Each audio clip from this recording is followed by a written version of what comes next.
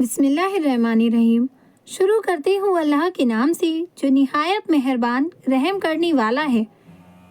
Video شروع کرنے سے پہلے میری آپ سب سے التجا ہے کہ ایک بار درود شریف ضرور پڑھیں۔ قرآن کریم میں اللہ تبارک و تعالیٰ ارشاد فرماتا ہے کہ ہر نفس کو موت کا مزہ چکھنا ہے، یعنی کائنات کی ہر جاندار کے لیے اللہ پاک نے موت کا وقت اور جگہ طے کر رکھی ہے۔ اس سے کسی کو چھٹکارا نہ ملے گا اور نہ ہی کوئی اس سے بھاگ سکتا ہے۔ اس لیے شیطان ابلیس کو بھی ایک دن موت آئے گی، لیکن وہ دن کون سا ہوگا؟ کون ابلیس کو موت دے گا؟ کیا شیطان کو روح نکالنے کی عالم میں تکلیف ہوگی؟ شیطان کی قبر کہاں بنائی جائے گی؟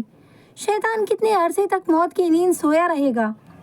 عزیز دوستوں، آج ہم انہی اہم سوالات کے جواب قرآن و حدیث کی روشنی میں بیان کریں گے۔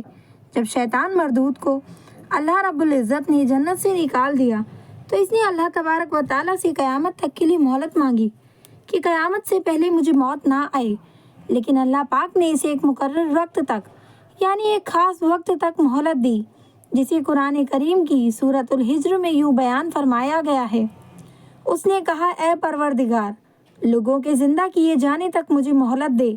اللہ تبارک و تعالیٰ نے ارشاد فرمایا، تجھے مہلت دی جاتی ہے وقت معلوم تک کے لیے۔ دوستوں، وقت معلوم کو مفسرین نے اس وقت تک کے لیے لکھا ہے جب حضرت اسرافیل پہلی دفعہ سور پھونکیں گے۔ قیامت کی نشانیاں جب پوری ہو جائیں گی تو مومنوں کے بغلوں کے نیچے سے ایک خوشبودار ہوا گزرے گی، جس سے تمام ایمان والے وفات پا جائیں گے، اور پھر اس کے بعد 40 سال کا زمانہ گزرے گا کہ جس میں کوئی بچہ پیدا نہ ہوگا، یعنی ہر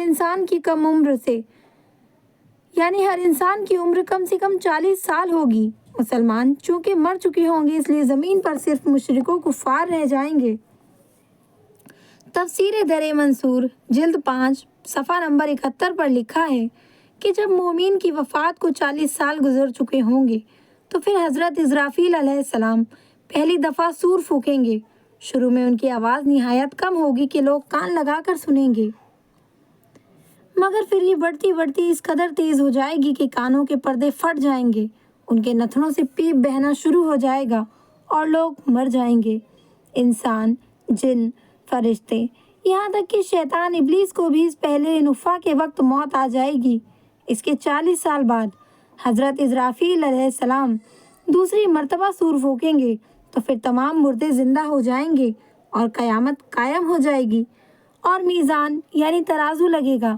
یعنی پہلے نفخے کے وقت ابلیس کو موت آئے گی اور پہلے نفخے اور دوسرے نفخے کے درمیان 40 سال کا عرصہ ہوگا، اور یہ کہ ابلیس 40 سال تک مردہ حالت میں رہے گا۔ آئیے اب اس بات پر روشنی ڈالتے ہیں کہ ابلیس کی موت کس طرح آئے گی اور وہ 40 سال مردہ حالت میں کہاں گزارے گا۔ اس سلسلے میں حضرت کعب بن احبار مشہور روایت پیش کی جاتی ہے کہ حضرت کعب بن احبار ارشاد فرماتے ہیں کہ جب اول بشر یعنی حضرت آدم علیہ السلام کی وفات کا وقت آیا تو وہ پریشان ہو گئے اور اللہ تبارک و تعالیٰ سے عرض گزار ہوئے کہ اے اللہ، میری موت سے میرے علی دشمن یعنی ابلیس خوش ہوگا، کیونکہ میں مرنے والا ہوں اور وہ ایک قیامت تک کے لیے زندہ رہے گا۔ اسی وقت ملک الموت حضرت آدم علیہ السلام کی خدمت میں حاضر ہوئے اور فرمایا، اے ابو آدم، آپ وفات کے بعد جنت میں رہیں گے، اس لیے جب ابلیس قیامت تک دنیا میں رہے گا اور پھر قیامت سے 40 سال پہلے اس کو ایسی موت آئے گی کہ وہ پوری دنیا کے انسانوں کی موت کے برابر کی تکلیف برداشت کرے گا، اور پھر جہنم ہی اس کا ٹھکانہ ہوگا۔ حضرت کعب مزید ارشاد فرماتے ہیں کہ حضرت آدم علیہ السلام نے ملک الموت سے فرمایا کہ مجھے ابلیس کی موت کا منظر بیان کرو۔ ملک الموت نے ابلیس کی موت کا حال بیان کرنا شروع کیا تو وہ اتنی دردناک موت تھی کہ حضرت آدم علیہ السلام اپنے آنسوؤں پر قابو نہ رکھ سکے۔ لوگ حضرت کعب بن احبار سے عرض کرنے لگے کہ ہمیں بھی ابلیس کی موت کا کچھ منظر بیان کریں۔ لوگوں کی بہت فرمائش پر حضرت کعب نے ابلیس کی موت کا منظر یوں بیان فرمایا، اللہ تبارک و تعالیٰ ملک الموت سے فرمائے گا، میرے غضب اور غصے کا لباس پہن کر جاؤ، ابلیس کی روح قبض کرو اور ابلیس سے تمام انسانوں اور جنوں سے زیادہ سختی کرنا۔ جب ملک الموت علیہ السلام غضب و غصے سے برکت موت کے فرشتوں کے ساتھ ابلیس کی روح کو قبض کرنے آئیں گے तो जो भी आसमान और ज़मीन में मौजूद होगा वो उन फरिश्तों की हैबत देखते ही फ़ौरन मर जाएगा।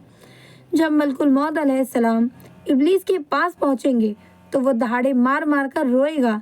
फिर शैतान को मौत की तकलीफ दी जाएगी जो कि सारी मखलूक की तकलीफ से भी ज़्यादा होगी।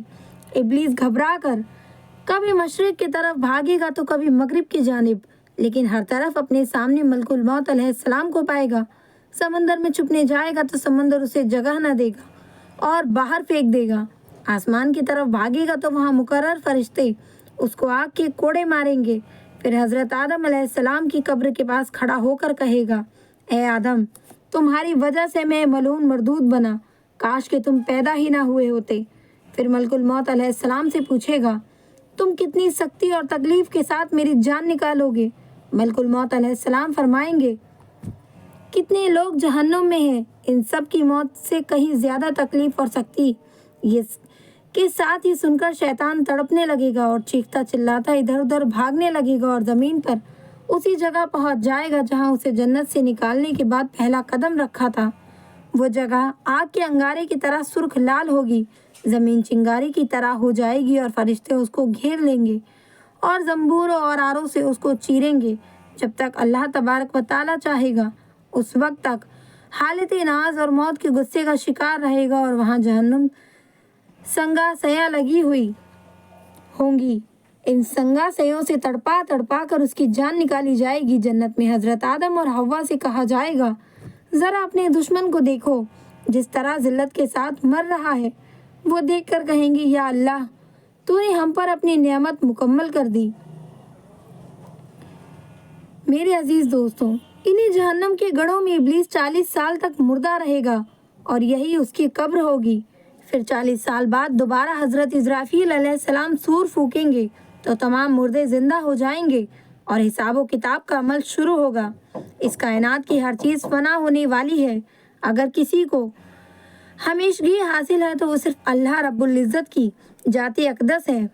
बस हमें हर वक्त तैयार रहना चाहिए कि क्या पता कब कौन सी घड़ी हमारी इस दुनिया में आखिरी हो और फिर हमारे पास पछतावे के अलावा कुछ बाकी ना रहे। अल्लाह तबारक व तआला से दुआ है कि अल्लाह रब्बुल इज़्ज़त हमें आखिरत की तैयारी करने की, नेक अमाल करने की और गुनाहों से बचने की तौफीक अता फरमाए। आमीन या रब्बुल आलमीन। उम्मीद करती हूँ कि आज की वीडियो आपको पसंद आई होगी। वीडियो पसंद आए लाइक करें, अगले भाग के लिए सब्सक्राइब करें, ज़्यादा से ज़्यादा वीडियो को शेयर करें। मिलते हैं अगली वीडियो में। अस्सलाम वालेकुम व रहमतुल्लाहि व बरकातुहू।